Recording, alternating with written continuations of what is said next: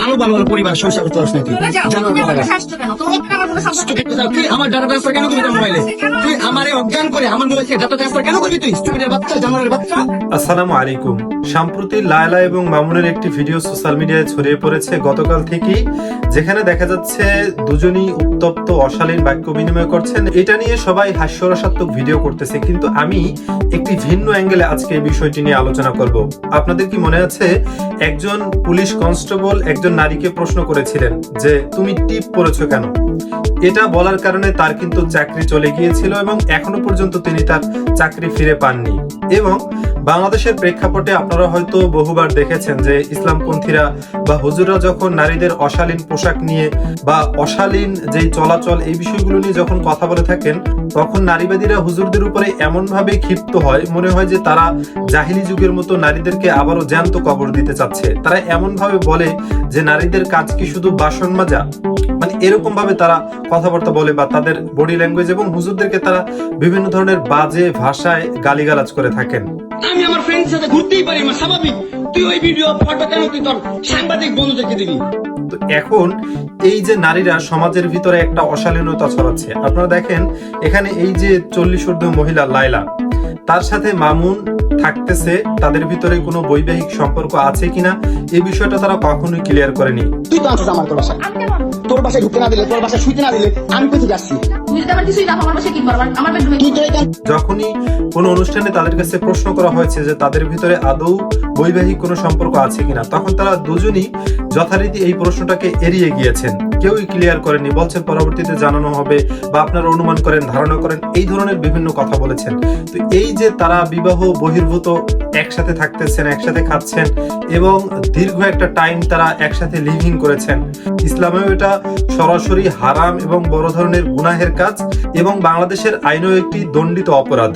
এরপরে আপনারা আরেকটু খেয়াল করেন, মামুনের অভিযোগ হলো লায়লা তার ফোন থেকে তার ডকুমেন্টগুলো কপি করেছে, তার ফোনে কপি করে সোশ্যাল মিডিয়ায় সেই বিষয়গুলো ছড়িয়ে দিয়েছে। আমরা ইতিমধ্যেই অনামিকা ঐশী নামক একজন টিকটকারের সাথে মামুনের যেই অন্তরঙ্গ মুহূর্তের ভিডিওগুলো দেখেছি বা ছবিগুলো দেখেছি, সেগুলো দেখার পরে এতটুকু হয়তো আমাদের বুঝতে বাকি নেই যে এই অনামিকা ঐশীর সাথেও মামুনের খুবই খারাপ একটি সম্পর্ক রয়েছে। তো এখন নারীবাদীরা কোথায় আর প্রশাসনই বা কোথায়? যখন একজন হুজুর কোনো নারীকে কিছু বলে, একজন পুলিশ কনস্টেবল যখন একজন নারীকে বলে যে তুমি টিপ পরেছো কেন, তখন তার সাথে সাথে চাকরি চলে যায়। তো এই যে নারীরা অশালীন কাজগুলো করতেছে, বিবাহ বহির্ভূত অনৈতিক সম্পর্ক করতেছে, ধর্ষণের মাঝে আর তাদের মাঝে এই যে বিবাহ বহির্ভূত সম্পর্ক, এটার মাঝে ফারাকটা আসলে কি? আমি আমার ফ্রেন্ডের সাথে ঘুরতেই পারি না, স্বাভাবিক। সেটাকে আপনারা একটু আমাকে বুঝিয়ে দিবেন। এর মাঝে আদৌ কি কোনো ফারাক আছে? বিবাহ বহির্ভূত সম্পর্ক এবং ধর্ষণ দুইটা একই, একটা ইচ্ছায় হয় আর একটা অনিচ্ছায়। বিষ আপনি যদি ইচ্ছা করে খান তাহলে আপনি মারা যাবেন, আবার বিষ যদি আপনাকে কেউ জোরপূর্বক খাওয়ায় তাহলে আপনি মারা যাবেন। এটা কিন্তু বিষ। সুতরাং এটা বাংলাদেশের আইনেও দণ্ডিত অপরাধ এবং ইসলামী শরিয়ার কথা যদি আপনারা চিন্তা করে থাকেন তাহলে এটা গুরুতর অপরাধ। সুতরাং আইন শৃঙ্খলা বাহিনীর প্রতি এখন একটা প্রশ্ন আমরা রাখতেই পারি যে এত ভাইরাল হওয়ার পরেও আপনারা কি পদক্ষেপ নিচ্ছেন তাদের বিরুদ্ধে? অথচ আজ যদি একজন হুজুর কোনো কথা বলতো, আজ যদি একজন কোনো মাদ্রাসার শিক্ষক এই ধরনের কাজ করত, তাহলে এখন তার অবস্থাটা কি হতো? আপনারা কি করতেন? আর নারীবাদীরাই এখন কি করত? নারীবাদীরা তো এখন উঠে পড়ে লাগতো। প্রথম আলো, ডেইলি স্টার সহ বাংলাদেশের যে মিডিয়াগুলো রয়েছে, প্রত্যেকটা মিডিয়ায় দেখতেন যে নাম উল্লেখ করবে না। কেউ যদি ধরেন কাউকে ধর্ষণ করে বা ধর্ষণের যত নিউজ করে, তখন কিন্তু উল্লেখ করে যে অমুক এলাকার অমুক বা অমুক নামের একজন ধর্ষণ করেছে। আর যখন সে হুজুর হয়, কোনো মাদ্রাসার শিক্ষক হয় বা কোনো মসজিদের ইমাম হয়, তখন কিন্তু লেখে মসজিদের ইমাম ধর্ষণ করতে গিয়ে ধরা খেয়েছেন, বা মাদ্রাসার শিক্ষক বলৎকার করেছেন, বা মসজিদের হুজুর বা হুজুর এই কাজ করেছে, বা হেফাজতুল ইসলামের অমুক এই কাজ করেছে। এইভাবে কিন্তু উল্লেখ করে তারা ওই সংগঠনটা বা ওই যে প্রতিষ্ঠানটা, সেটাকে ট্যাগ লাগিয়ে তারা নিউজ করে। এখন এই মিডিয়াগুলো কোথায়? আপনারা কি করতেছেন? আপনাদের ভূমিকা এখানে কি?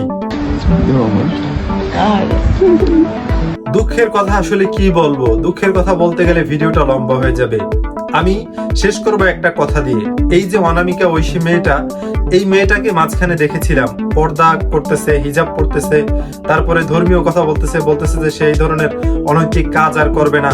কিন্তু সে আবারও আমাদেরকে একটা কথা মনে করিয়ে দিল, যদি কখনো শোনেন যে একটা পাহাড় এক জায়গা থেকে আরেক জায়গায় সরে গিয়েছে, সেটা বিশ্বাস করবেন।